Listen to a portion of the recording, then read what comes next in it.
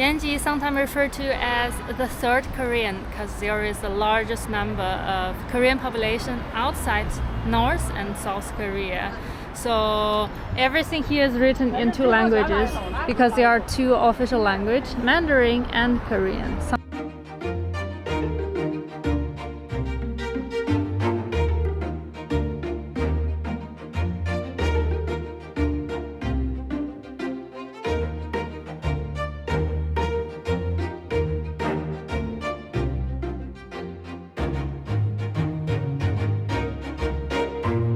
Hi everyone, welcome back to the channel. So today I am in Changbai County and I will continue to travel along Sino-North Korea border.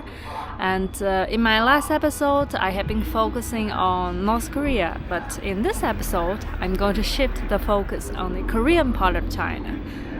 The total number of Chinese Korean or Chaoxianzu in Mandarin is 1.7 million according to the census in 2020. So it's a big number.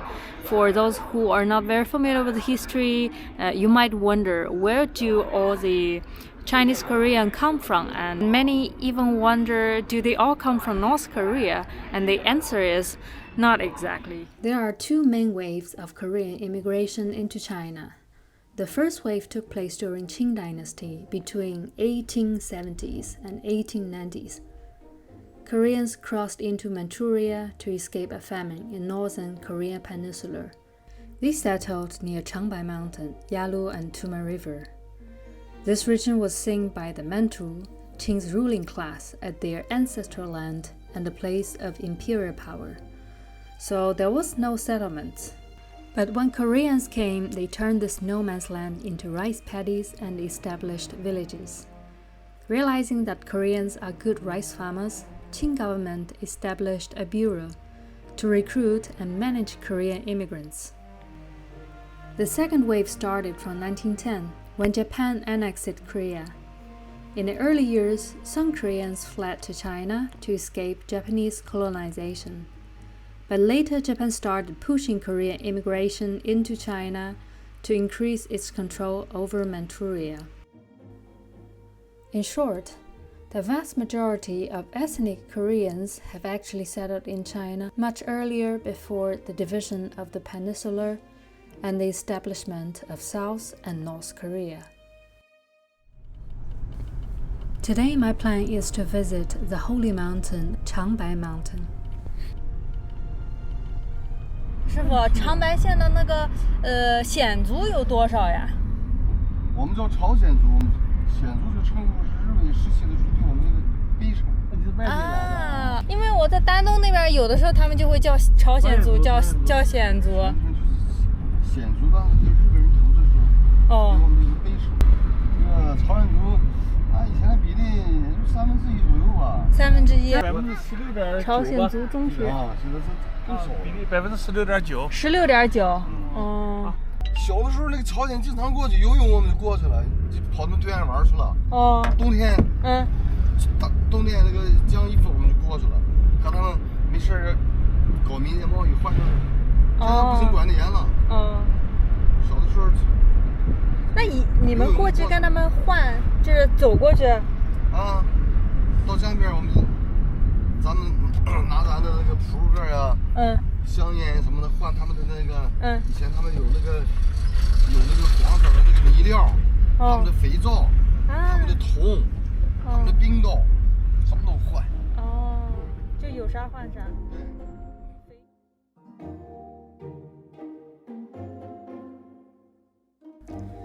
65 kilometers to the north of Changbai County is a holy mountain.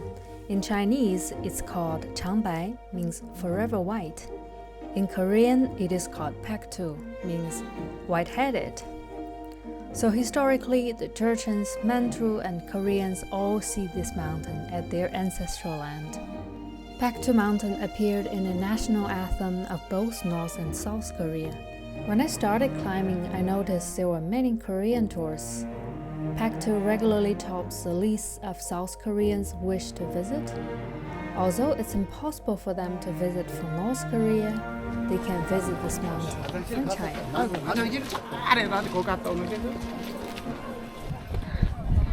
我 Wow, there are indeed lots of Korean tourists. I've been hearing Korean spoken from the other side all the time.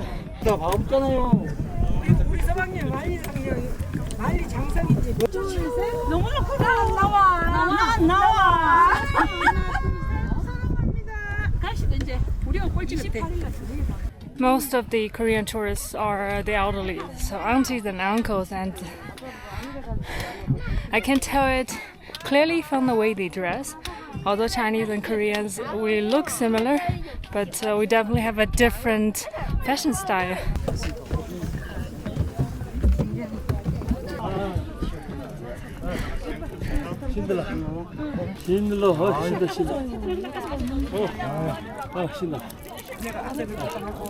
Some Korean tourists are tipping those who carry the tourists up to the mountains. It's very tiring, and they're also giving candies to them. That's really nice.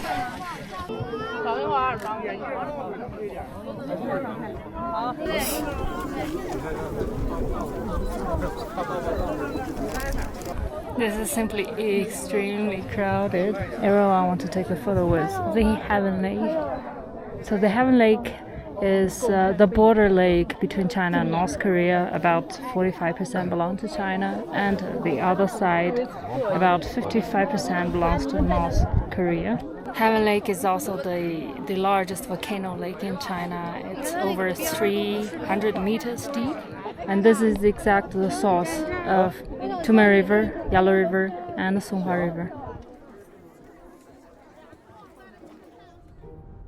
After Changbai, I went to Yanji. It's a seat of Yanbian Korean Autonomous Prefecture, where over a third of the total population are ethnic Korean.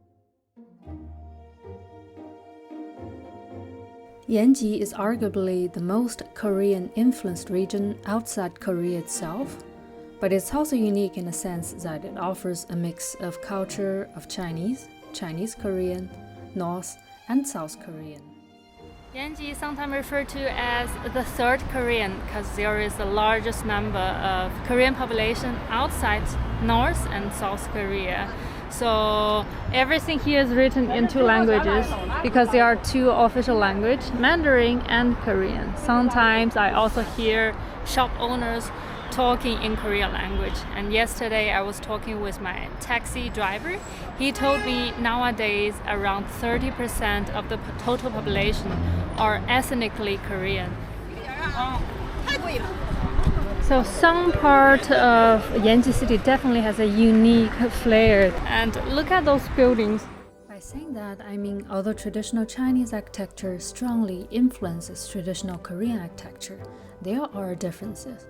I'm not an expert, and it's a rather complex science. But what I was able to tell is the use of color. Here, a lot of green color is used, while the imperial palaces in Beijing use more red and golden color. With such a unique setting, Yanji has attracted many who are interested in experiencing the unique ethnic Korean culture. Tourists got dressed up in the traditional clothing, and they could find the most authentic Korean food. This is Xishichang, the West Market in Yanji, and on entering it, I can smell this salty smell of the ocean because there are a lot of dried fish.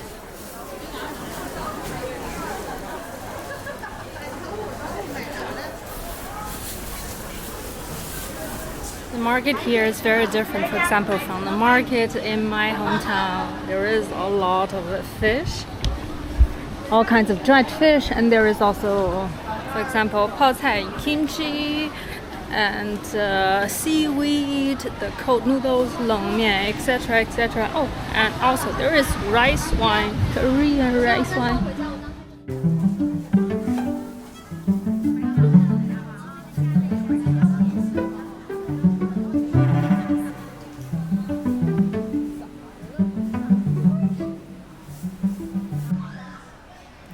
Besides food, I also saw stores that sell Korean-style tableware. I was told this lovely cup is for rice wine. I'm not so sure how to use it, but they look lovely and I bought many. 给不了了，47给我。好的好的，行。老板，你们是朝鲜族的吗？对对，朝鲜族。那您等于说平时在家两种语言都，你们两种语言都会说？啊，都会说。我们就在家就朝鲜语说。在家。那你밥 먹었어요? 吃饭了吗？어디서 왔어요? 从什么地方来的？你再教我一遍。어디서 왔어요? 어디서 왔어요? 어디서 왔어요? 你说的标准呢？从哪里来的？哪里来？安徽。안휘성에서 왔구나. 안휘성에서 왔구나. 거기서 왔구나.从那儿来的. 안휘성에서 왔구나. 안휘성에서 왔구나. 안휘성에서 왔구나. 안휘성에서 왔구나. 那你们看韩剧岂不是完全都听得懂？都听懂。哇！我们这家家都韩剧。韩剧、韩歌、唱歌、跳舞中国的新闻看。新闻看。So I got some very nice quote. I want to send it back home. After Yanji City, I decided to visit some Korean villages. I checked some posts on Xiaohongshu. Some suggest to go to Guangdongcun near Longjing.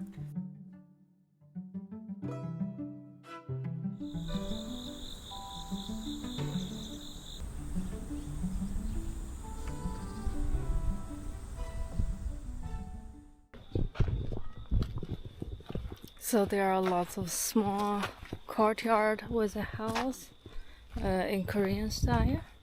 There is even a museum here, 百年老房博物馆.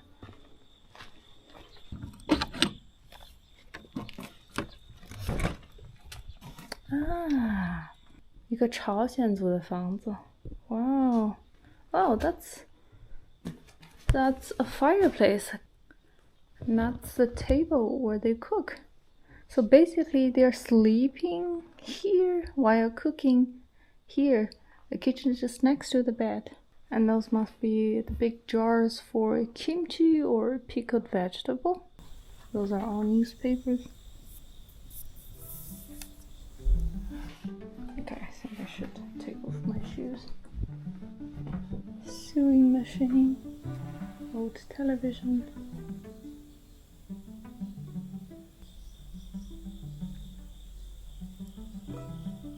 So every house has a courtyard in which they grow vegetables such as eggplant, corns. Wow, they have very nice gardens.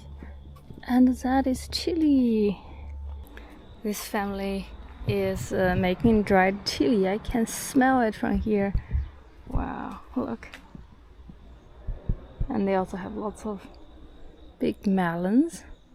So spice or pepper is a very important part of Korean cuisine. They use chili paste, they use chili to make kimchi. Wow, again, chili pepper.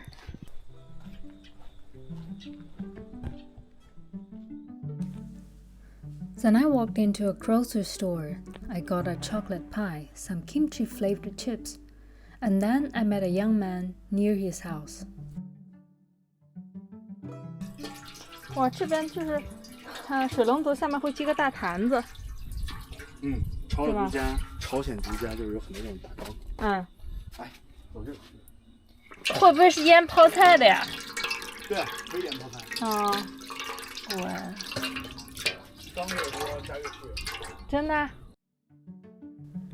We started chatting, and then he took me to the rice fields.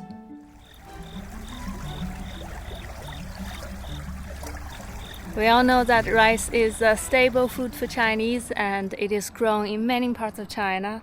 But in Yanbian region, there is some of China's best rice.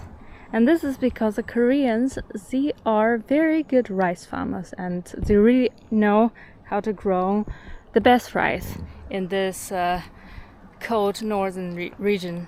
朝鲜族这边种大米，他们非常的讲究，然后会把香米和非香香米，也就是口感米，然后错落的插秧插在地里，这样的话既保证它的香味，也保证它的口感。这是朝鲜族种米的一个小技巧。延吉地区是以质为先，优质粮在先，产量为后。就是大家为了追求更好吃的大米，可能会稍微放弃一下产量这个问题。它应该是搞的一片实验地，然后这些地呢，就是2个品种掺混在一起，然后插的秧。为啥要把2个品种混在一起种呀？因为香。其实大米有一个配比的问题，因为我们正常在家做饭的话，也可能把什么糙米啊和东北大米放在一起啊，或者是某2种大米混在一起。朝鲜族这边做米饭，他们有用江米、玉米粒儿和精米3种米混在一起蒸饭的一些习惯。香米的口感没有不香米好吃，然后你把20%的香米跟80%的口感米混合在一起，蒸出来米饭又有香味儿又有口感，很好，非常完美。原来是这样。是。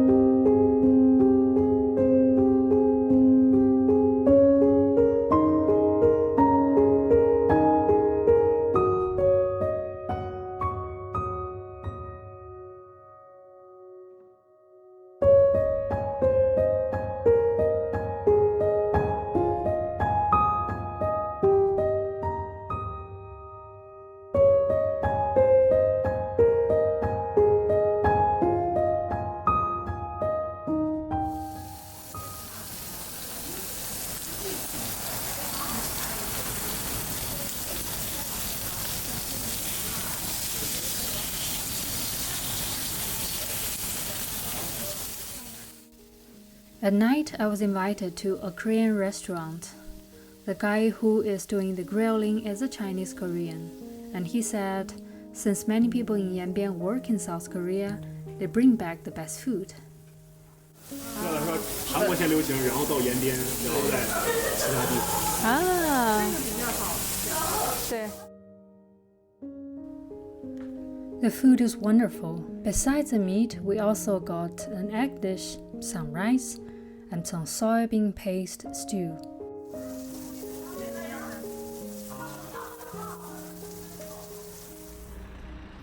Longjingshi is about 20 kilometers away from Yanji, and compared with other cities, it has the highest percentage of Chinese Koreans. So some said, I don't know the official statistic, but some said it's over 50%. So from Longjing, I took a taxi to Tumen. Along the Tumen River, the borderline, there are many small Korean villages.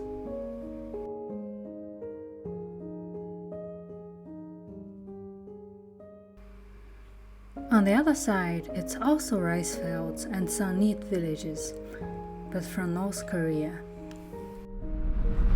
Now I'm reaching Tumen River, so this is Tumenjiang. On the other side, that's North Korea, and the Chinese city Tumen is just ahead of me.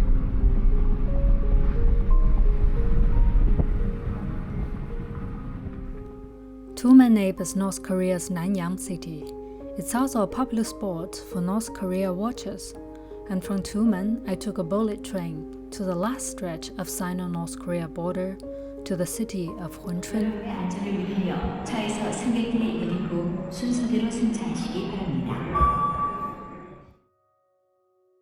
In Hunchun, I began to see the Russian influences. Shops and street signs are written in 3 languages. There are many Russian tourists and even a replica of Kremlin.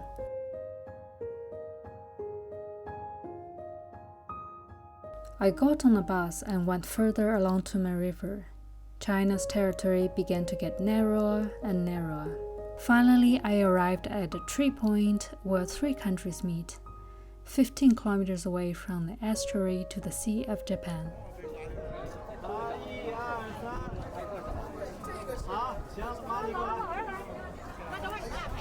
This is the last bit of China's territory. So this is China station, but behind it, it's Russia. And this small part of land where you can see all those platforms, it's China, but that lake and that bridge, that train station, that small village, and the big piece of vast land over there, it's all Russian. On the other side of Tumen River, that's North Korea. And a few kilometers down this Tumen River, that's the Sea of Japan, that small blue line. That small metal bridge over Tumen River is called Russia-North Korea Friendship Bridge. It also reveals how complicated relation China has with